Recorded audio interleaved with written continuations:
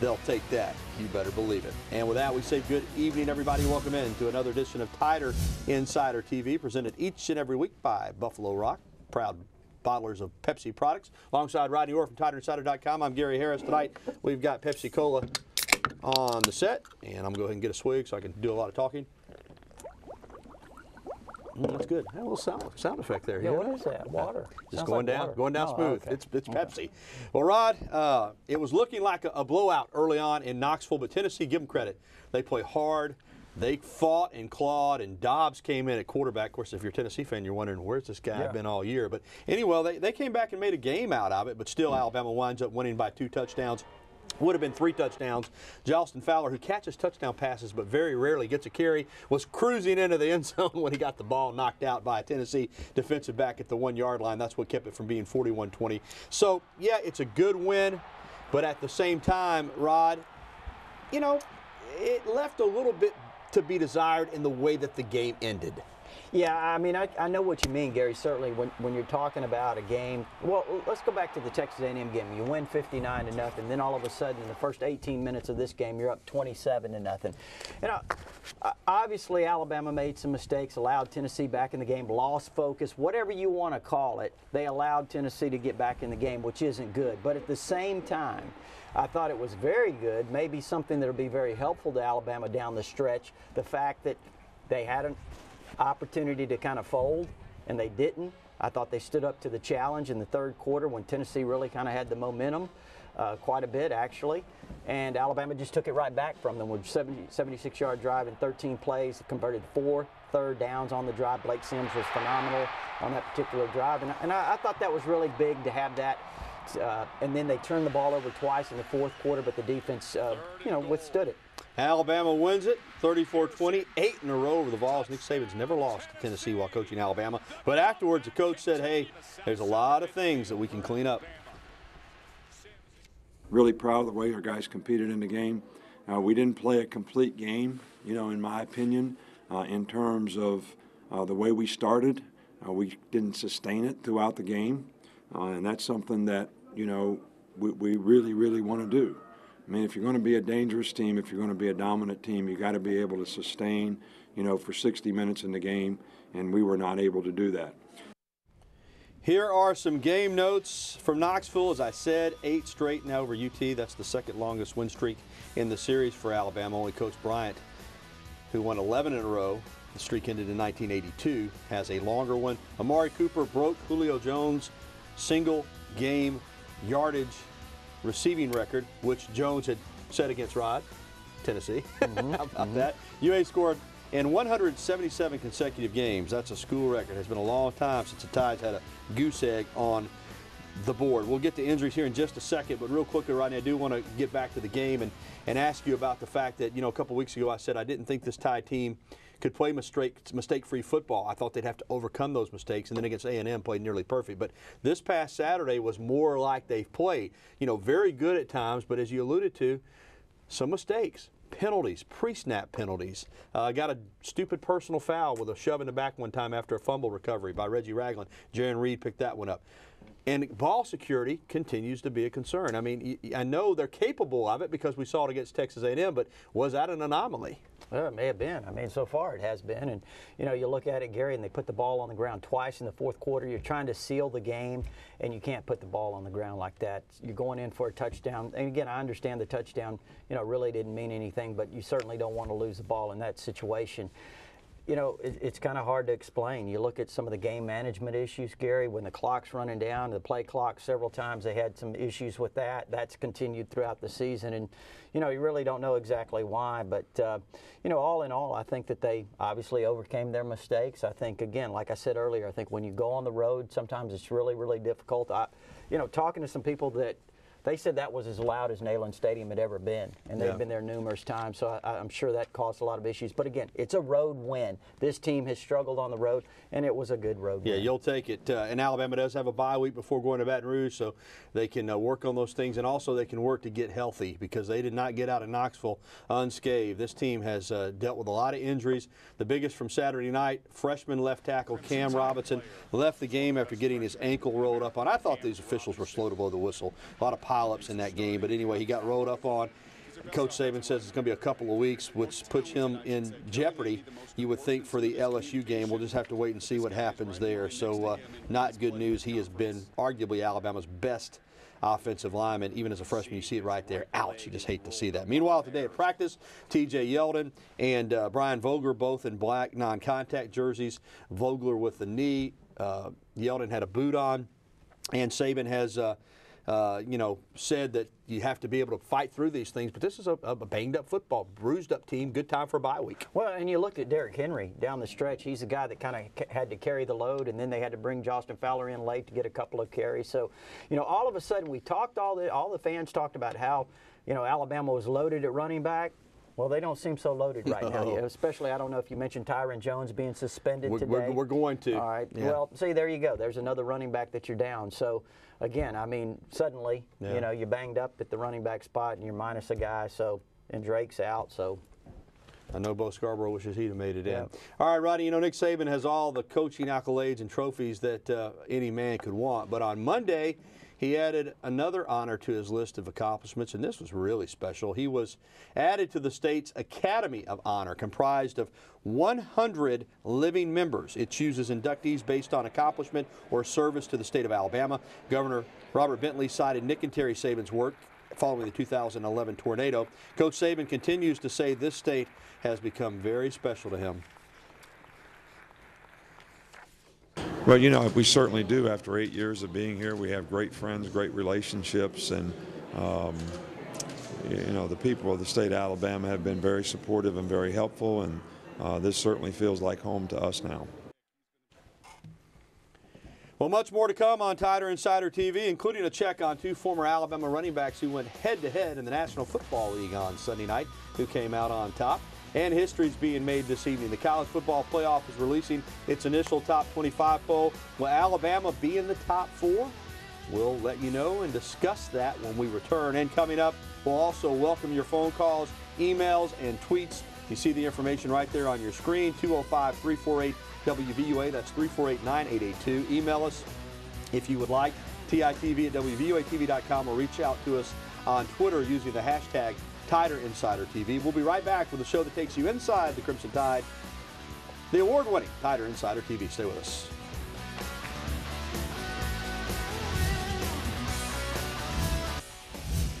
Back on TITV, and Mark Ingram faced off over the Packers, but Ingram and Lacey, they're pretty doggone good. Here's a look at Bama in the NFL, and C.J. Mosley, all he does is continue to be a tackling machine in his rookie year with the Ravens. 13 tackles and an interception, rookie of the year candidate. Rashad Johnson playing great for Arizona. 11 tackles, 4 pass breakups, including the game-saving play when he pushed the Philadelphia wide receiver Matthews out of the end zone on a catch. Dante Hightower had a big game for the Patriots against the Bears, and Julio Jones, not great numbers by his standards. The Falcons are struggling. They blew a 21-0 lead and got beat by the Lions in London, 22-21. And this afternoon, Mark Barron was traded by the Tampa Bay Buccaneers to the Rams, despite being their second leading tackler. And so, new start for him in St. Louis. And history being made right now in college football, Rodney. The first ever college football playoff poll is being released. The show is on ESPN, and we got it for you. Question you and I were discussing earlier today, would Alabama be in the top 4? I honestly thought that they would be, but they're not. And you see the SEC certainly is very, very well represented. 3 of the top 4, much to the chagrin of a lot of people, but Alabama at 6th. I'm surprised by that. I'm shocked that Ole Miss is still in the top 4. Me too. Or in the top 4 after losing to LSU. Just your thoughts. Wait, I think that's wrong, Gary. I think isn't Auburn third? Auburn's 3rd and Ole Miss is 4. On the graphic there, it says Ole Miss 3rd. I think they're reversed. No, it's correct. Okay. All right. But anyway, yeah, I'm really surprised at all, and especially surprised that they're 4th, to be honest with you. Yeah. 3rd. Yeah, I am too. I mean, they did not have an impressive performance in Baton Rouge, but I guess they're looking at the body of work. But look at it like this. Auburn and Ole Miss, they're going to play each other on Saturday. Next week, one of those teams will not be in the poll. Alabama on a bye week, so an opportunity to move up. And there is a look at it. and Ole Miss is 4th. So we get this straightened out here. Yeah, it is. But regardless, there's the top 4. Oregon at 5, Alabama at 6. And like Nick Saban said earlier today following practice, no need to worry about it. You got to keep winning. That's all that really matters. Well, I mean, yeah, and certainly you look at those 4 teams there. Alabama still plays 2 of those. If they take care of business, I mean, there certainly would be no worse than 4th. Yeah, and that's where you want to be. Without a doubt. I'm still kind of wondering, though, why they didn't just leave the BCS formula in place instead of having even much more human element involved now with this committee basically deciding who will be the teams in the 14 playoff. Of course, I've told you, too, I was also for a 8-team playoff. I think that would have solved everything. You could have the 5 champions from the power conferences and 3 at-large teams. But this is what we have this year, and it'll change every week probably. Don't like it at all. I expressed that last week. Don't like it at all. I thought they should have left it to the BCS formula, take the top 4. Yeah. So anyway, that's the first one. 3 SEC teams in the top 4. Alabama, though, at number 6. Well, we have much more Tider Insiders still coming up, including 2 members of the Crimson Tide defense that are semifinalists for national awards. And next, we'll welcoming your phone calls, emails, and tweets. Again, there's the information on the screen on how you can get in touch with us. So give us a call, send us an email, or reach out to us on Twitter. We'll be back right after this.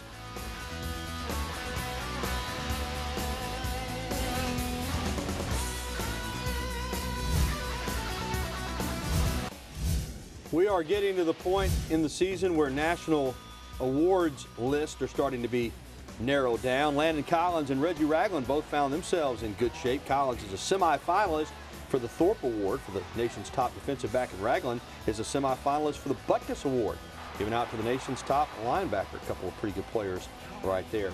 All right, Rodney, let's head out to the Med Center hotline and take some phone calls. First up tonight, our buddy Trey over in West Blockton. Trey, what's up? Perplexion. Maybe we can say that. I don't know how Alabama's not there. I can understand Auburn being as bad as I hate to say it, but Ole Miss and Louisville, Alabama, I know head to head, but look at the body of work, and not only that, Alabama's not even 5. Oregon is ahead of Bama, and that that just I'm flummoxed by that also. So. Well, Trey, you certainly, I'm sure, are speaking for most Alabama fans. Somebody was going to be disappointed. That's the nature of these polls. 3 of the top 4 from the SEC. I am surprised that Ole Miss is in ahead of Alabama. Having said that, Ole Miss and Auburn play on Saturday. If Alabama had not lost to Ole Miss, they would not only be in the playoff poll, they'd be number 1. So they could have, taken care of their business there. But they win.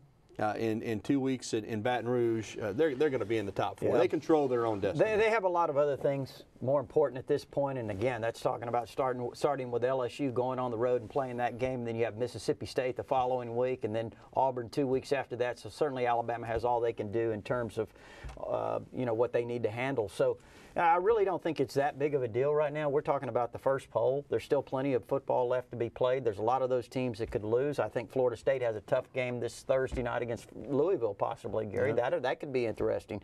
And again, Alabama plays 2 of those teams that's in front of them. So, I think there's a lot of opportunity for Alabama. But the main focus right now is just doing what they need to do to get themselves in position. Just keep winning. Thanks, Trey. Let's go to Anniston. Talk with Harold. Hey, Harold, what's up with you tonight? How you doing, guys? All right, man. Hey, man, I just wanted to know, what is the thing with this read option? Do you think it's more deception, or is it just you have to have a lot of discipline to play it? Well, Harold, let me say this. I mean, it's a tough play. Look at how Alabama's running on people. Sims has busted it for a couple of touchdowns, including against Tennessee. So it is hard to defend because you got to have integrity in terms of where you're supposed to be and who you're supposed to be playing. They hold that ball in there for a long time. If you jump on the running back, the quarterback will pull it out.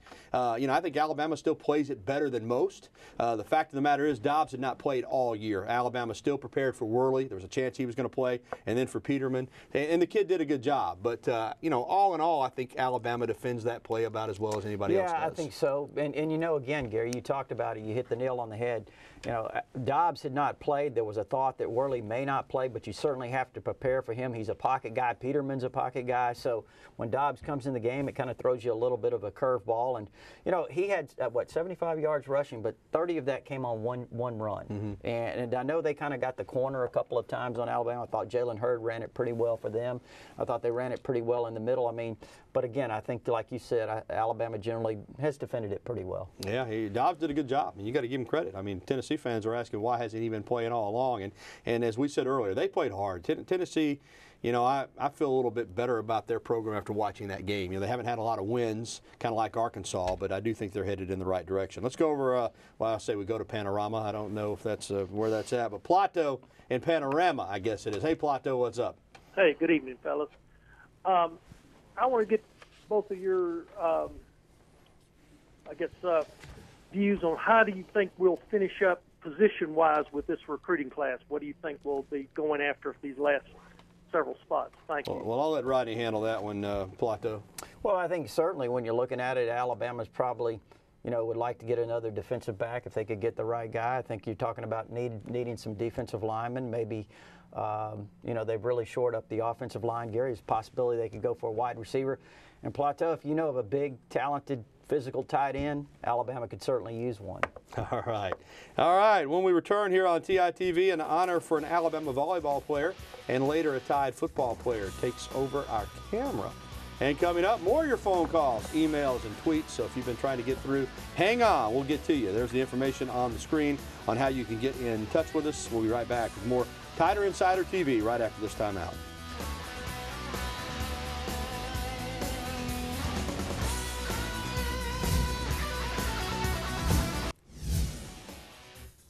Crimson Tide volleyball player Crystal Rivers is rolling. She earned the SEC Offensive Player of the Week award for the third time this season. She had a team-high 34 kills this past week. Alabama back in action Friday night hosting Texas A&M. They're a really good team. Get out to Foster Auditorium and check them out. A fun place to watch a volleyball match, and they're really, really good. All right, Rod, let's head right back to the Med Center hotline and go back to Anniston to talk with George. Hey, George, how are you? Oh, pretty good. How about you? I had a question for Rodney. Okay. I was wanting to know about these spread read option teams we run where the quarterback hangs onto the ball. Why we don't play it more like a wishbone and hit the quarterback? I noticed Saturday a couple times after Sims had made a couple of good runs, Tennessee hit him after he had handed the ball off. I was just wondering why we don't do that a little more. Well, I really, George, to be honest with you, I didn't pay it any attention. Did you? I haven't really paid attention to them not tagging the quarterback, but I know that they certainly, that's an intention. Yeah, I think it's a good point. Yeah, I think you want to pop that quarterback if he's going to be a run guy, and I think you could be onto something. It's, the thing about it is, once he's given up the ball and the back's, 4 or 5 yards down the field, and you hit him then, they're going to throw a flag on you. You've got to get him while he's still in the act of carrying out the play fake. There was a couple of times I don't think Tennessee knew who had the ball. Mm-hmm. I think that Blake stuck it in there, and they thought he had the ball, and I think that's one reason why he did take it. But that's a good point. Those quarterbacks are going to run. You do need to try to make them pay. I agree with you there, George. All right, let's go over to Birmingham and talk to Bill. Bill, how are you? Hey, good afternoon, guys. Yes, sir. Roll Tide. Hey, what's the latest on Bo Scarborough out there? Well, I think, Bill, the best thing to do is kind of wait till something official comes out. I know there's been some reports that he's eligible, but until something really is official, it's kind of hard to say. But I would say this. I would think everything is pretty positive at this point, and you expect him to be here, in January. I think that's the expectation. He's a talented athlete. Yes, he is. Can help you at a lot of different places potentially. And, I add to something Plateau had asked. Plateau, they need some couple of offensive tackles, and probably going to get another linebacker or two in this class. Okay.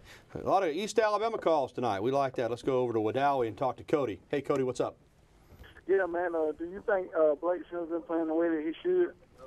For the most part, yeah. I tell you this, Cody. I think for a guy who has played several different positions during his time, and then his quarterback play was limited to mainly mop-up duty and a spring game, I think he's played very well. I think he's had a heck of a season. Yeah, at times, could he played better? Sure, but every player on the team could say that. But I think Blake Sims has led the team. I think he's made plays when he's had to make them. You go back to the Ole Miss game, the one game they lost, he had a first down on a run play that they got an unfortunate holding penalty. And then after watching that play back against Ole Miss many times, that was not a bad throw against to O.J. Howard. Give Golston credit for really coming off his man and getting that interception. So, yeah, Rodney, I think he's played very well. Yeah, I think he's played extremely well. I mean, when you look at it and you look at the lack of experience and all of that, I mean, it's a difficult thing when you're talking about playing in the SEC with no experience at that position, really.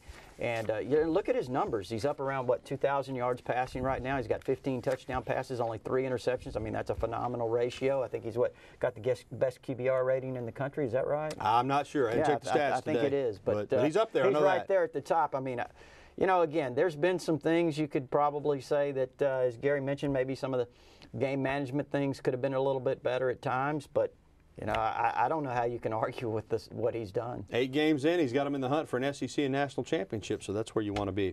All right, we're wrapping up the show next. Thanks for the phone calls. We've got a special look at Alabama's Halloween extravaganza. That includes one member of the Alabama football team taking over a WVUA camera, so you won't want to miss that. We were just talking about him, in fact. And look at this beautiful evening. A few clouds rolling in, looks kind of neat. We'll be back right after this. A little spooky looking. In fact, Halloween's coming up, so why not? Things got a little spooky inside the Hank Crisp Indoor facility last night. Members of Alabama sports teams took part in the annual Halloween extravaganza. Several kids and adults alike dressed up and did some trick-or-treating, and one Alabama quarterback took a video selfie with a WVUA camera. Taking pictures. Love the kids, man. It's always good. Blake Sims having a lot of fun on the bye week, and let's not forget Friday is Halloween and Nick Saban's birthday. So early happy birthday, Coach. That's going to do it for the show. Our thanks to the Locker Room providing us with original elephant wear again this evening. Check them out on the University Strip or online. A reminder, you can catch the program again tonight at 10:30 following the 10 o'clock news or at WVUATV.com. And as we leave you tonight, check out the brand new facilities for Alabama's crew team. That's right, rowing, getting some awesome stuff down on the Black Warrior River, and Big Al enjoying it too. That's going to do it for the program. For Rodney Orr, I'm Gary Harris. Thanks for watching. Good night, everyone.